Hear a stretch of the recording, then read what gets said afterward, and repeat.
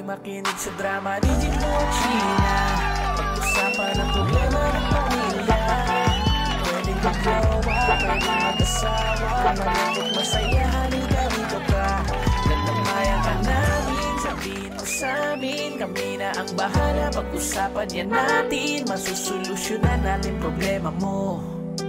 Kaya sabihin mo sa amin ang lahat, ano ang drama mo. Same pero iba! We are number 106.7 Energy FM. Pangga mong sabing radyo, sabihin mo! Uy, tumaas ako dun. Hello sa lahat ng mga papadriver natin dyan. Kamusta lahat ng mga bumibiyahe sa mga oras na to? At partner, kapag Lunes, alam mo naman yan, no? Although nandiyan na yung traffic, super traffic siguro ngayong oras. Ay, truly. Naku, ganyan talaga, no? Kailangan lang natin makipagbalyahan. Balyahan, pero sana naman na walang manitang ulo yung partner, yung magigit-gitan. Yan, dyan nagsisimulang away. Truly. Kapag manggigit-git ka, takbo ka kagad. Boy, wag! Sorry. Kala ko kasi ganun. Pitikin mo lang. Saktong pitik lang para masaya. Ang oras natin, 5:26 na mga pangga. Ito na ang huling oras ng programang Anong Drama Mo? Naku, kaya naman, tumutok ka na, bilisan mo dahil magdadramahan na tayo. Naku, partner, ito yung ating drama ngayon. Naku. Ano? Yung drama natin ngayon, partner, ito dito, masusubukan natin kasi itong babaeng to, nakipag-date siya. May jowa naman, nag-date sila. May jowa to Nahuli ng magulang ng babae sila. Mismo sa isang resto. Kasama yung jowa niya kasi ang jowa niya ay isang MC taxi. So rider to, partner estudyante pa tong babae, yung anak nila. Kumbaga parang minaliit yung lalaki, yung rider, na mapapala doon sa lalaki na isang MC taxi lang daw. Ganun ang nangyayari. Ngayon, parang ang dating, nag-aaral pa yung bata kumbaga sa siguro kolehiyo ito, sa college na to Kaso parang ang dating, partner, ikaw ba naman napahiya ka dun sa resto. Nakakita ng magulang Oo. So yung babae, parang pang teleserye. Oo, teleserye to. Yung babae, pinagtatanggol niya ngayon, syempre boyfriend niya. Oo, mahal ko siya. Mahal ko siya, oo. Kaso yung mga masasakit na salita na binigay ng ating magulang, ng magulang niya sa kanya, ang sakit kumbaga, MC taxi ka lang. Ano makukuha ng anak ko? Anong future niya ng anak ko sa'yo? Pero partner ang MC taxi ay maayos na trabaho yan. Marangal na trabaho. Marangal, yan. tama, Totoo. marangal.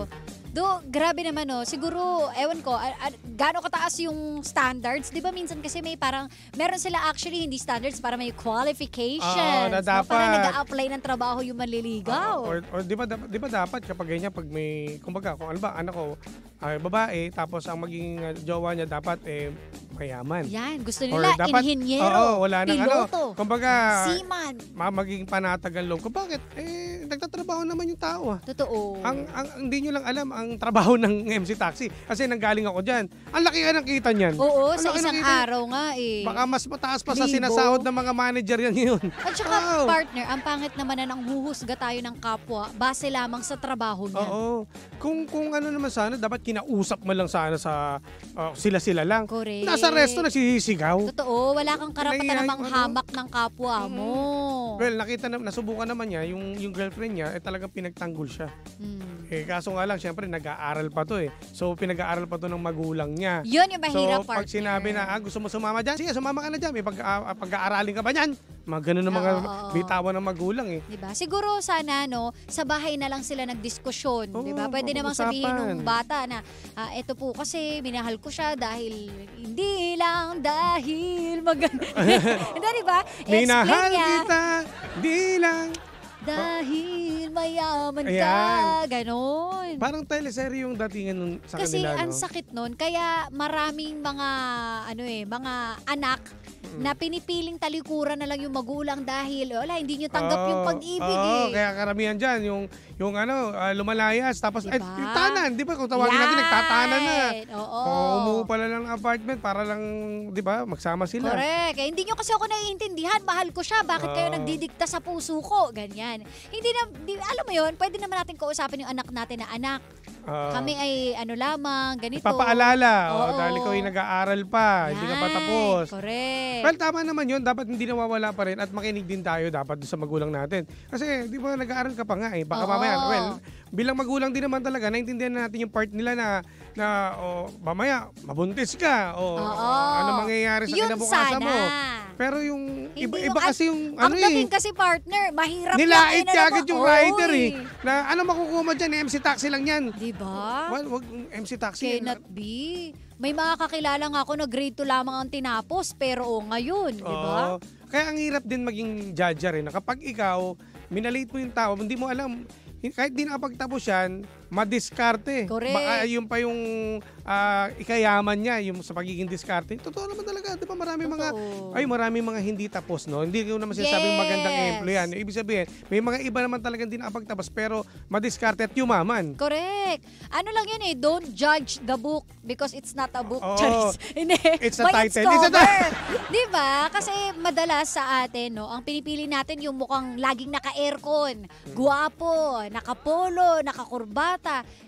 Without knowing na gaano ba kasipag itong taong to? Mabait ba itong taong ito? Mamahalin ba yung anak ninyo ng lubusan? Hindi ba to maglolo ko? Ganon sana. Kasi ako naniniwala ako baka tong si Papa MC Taxi bakbakero yan. Ibig sabihin. Bakbakero parang. Ibang iba yung bakbakero ibig sabihin. Ito yung talagang kumbaga mahigit 12 oras ang pagtatrabaho niyan, ang pagbibiyahe niyan. Magkano kinikita ng mga ganyan? Malalaki po talaga, malaki talaga.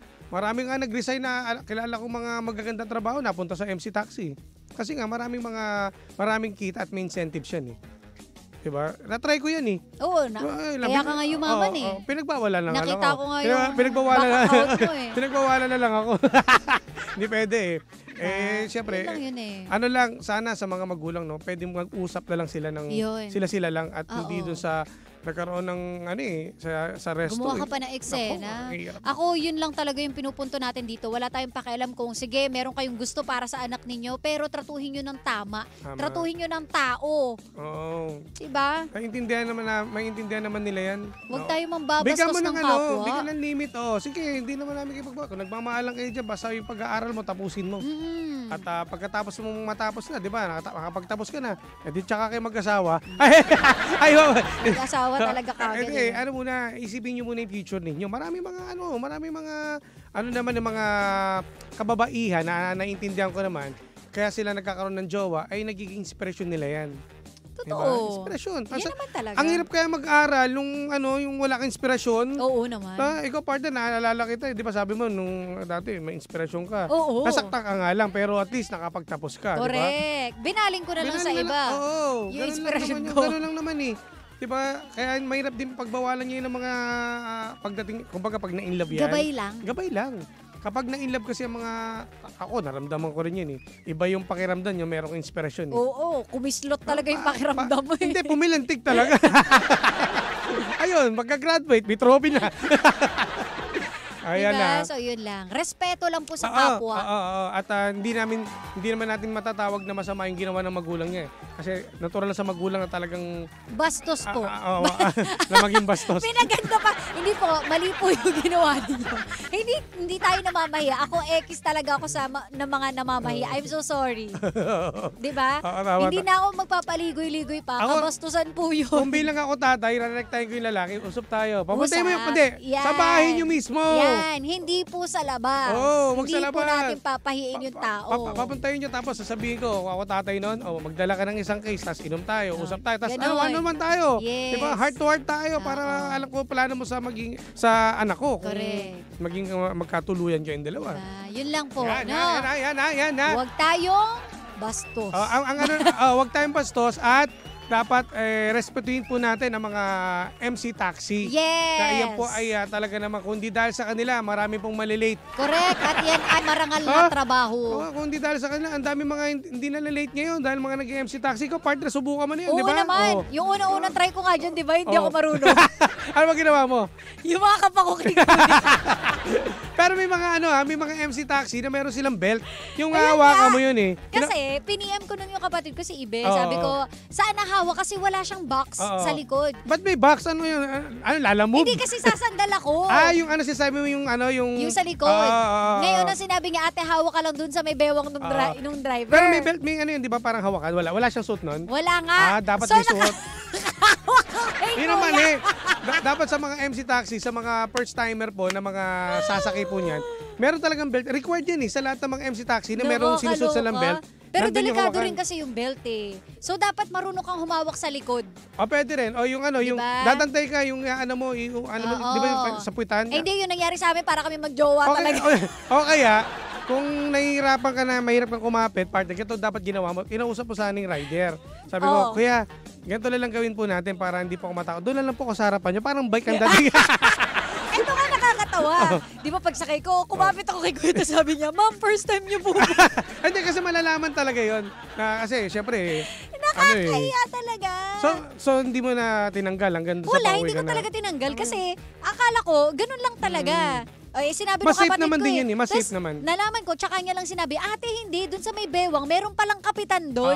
Parang pinakaganon ng motor. Pero rin for safety rin talaga, pwede naman yung magpapaalam lang ikaw. Diba? Na kuya, awak ako sa bewang mo huwag ka makikiliti O kaya, pwede ka sa may balikat niya kung saan ka komportable. Yes, ako naman ngayon, ganun na ginagawa ko. Kasi sa likod din, partner, delikado rin yan. Hindi ko rin kasi kaya sa likod. Mayroon din kasi mamaya, nagsasabi na ako. Biglang, tag na to yung umandar ng bigla, dumaplis yung kamay mo sa likod, mahulog ka. Kasi kami noon, si Janong, yung asawa ko, lagi kami nagmamotor. So, ang alam ko, lahat, sanay ka na naman Iba yung kapit mo nga Bisa ikaw na kumakambyo Hindi talaga ako kumapit Iba Well, saludo tayo. Palapakan natin yung mga MC taxi natin. Pasensya na kay kuya. Kundi dahil sa kanila, marami nasasalbang mga estudyante, mga nagtatrabaho sa opisina. Di ba, partner? Yung mga commuters natin. Ingat tayo. Basta lang, ang masasabi lang po namin dyan ay RS. Anong ibig sabihin ng RS? Ride strong. Ayan. Ayan, ride strong mo tayo mga pangga. Ay, nako. Oy, binabati ko rin. Nagra-ride din ata to si Tito Sige, ano sabi? Ay, si Kuya pala. Kasi baget, si Kuya Jose. Yan. Hello po. Kuya. At happy Monday din sa ating mga panggang nakatutok ngayon. Lalo na si ito pa shoutout daw sa mga taga Ilocos Norte, partner. Binaha at binagyo to Kuya Mel, hello po. Kasi Tito ba ayaw naman ng Tito si Kuya na lang. Kuya na lang, kuya. Kuya and kay Tita Gigi. Hello po. Hello po. At kailan pala yung mga taga Ilocos Norte? Parents to ni Monique. Ay, nga, Tito. Hello po sa inyo, Hi, Kuya Mel. Kuya nga lang daw, paring Mel. Bro. Yes. Bro. Hi, pare. Ayan, ingat pare. Parang hindi ako sanay Kaya nga. Hi, Kuya Mel and Tita Gigi. Hello po. Hello po. Huwag tita. Ate Gigi. Ate Gigi at kay Kuya Mel. Ayan. At hello na rin sa mga taga Ilocos Norte Partner. Batiin ko na si Jomar Miguel, si Priscilla Cardinal at si Rowena Yuson. Ate Baby, maraming salamat sa inyong pagtutok dyan. Ingat po tayo mga pangga at nakasurvive na naman tayo ngayon pong araw ng Lunes. Correct! Wow. Nako sabi ko naman sa inyo, mabilis lamang ang buhay. Bukas, wala ka na. Charis! Last day na pala. Last day na natin na magtatrabaho. Kasi bakasyon ka na. Hindi, tatanggalin ka na. Yun. Kumbaga, bahay ka na lang. Correct. Ingat happy Monday sa lahat ng mga pangga natin papauwi. Ingat po tayo, Kaya naman kami po ay exit na mga pangga. Abangan, susunod na The Monarch of Philippine Radio. Walang iba kundi si Kuya Chico!